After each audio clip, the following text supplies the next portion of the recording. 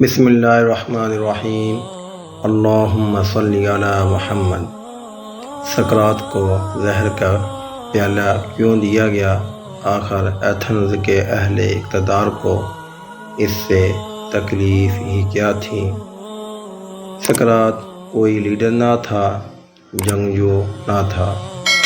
اس کا سیاسی اثر و رسوخ اتنا نہ تھا کہ وہ اہل اقتدار کے لیے خطرہ بن سکے۔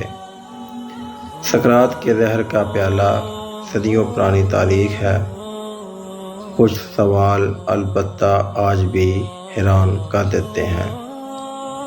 مثلاً شمالی کوریا کی جیل میں 3 نسلیں قید ہوتی ہیں۔ 70 سال کا دادا اور 1 سال کا پوتا ایک ہی جیل میں، بہما سارے ٹبر ہوں گے۔ اس دادا پوتے یا دادا پوتی کا کوئی جرم بھی نہیں ہوگا، پھر یہ جیل میں کیوں ہوتے ہیں؟ سقراط کا جرم ایک ہی تھا، اس نے اپنے طلباء کو سوال کرنا سکھا دیا تھا۔ سوال کو اس دور میں بھی اور آج بھی اہل اقتدار سوال نہیں سمجھتے، بلکہ اپنی اہلیت پر شک سمجھتے ہیں۔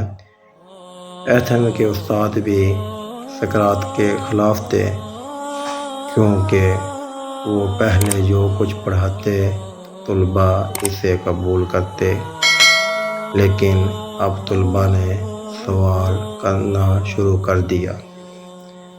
اہل اقتدار پر سوال ہوا، طبقہ امراء پر سوال ہوا، تم اگر آسائش میں ہو تو خلقت آخر کیوں پریشان ہے؟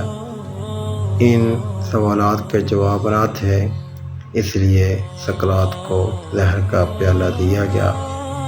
شمالی کوریا میں ایک شخص بادشاہ پر سوال اٹھا دے تو اسے ہی نہیں، اس کی بیوی، بچوں، والدین سب کو اٹھا کر جیل میں ڈال دیا جاتا ہے۔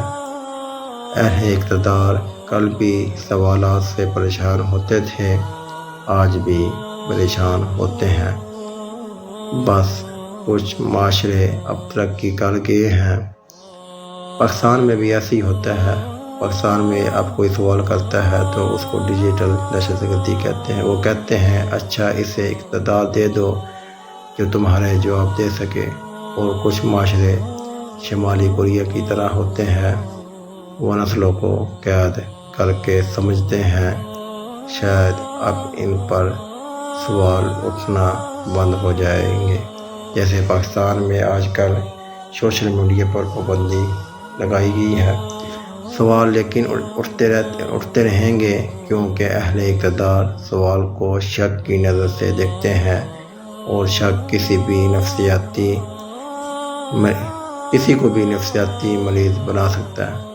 مثلاً شمالی کوریا میں بادشاہ یا بادشاہ کے آباء کو دعا میں اپنے والدین سے پیچھے یاد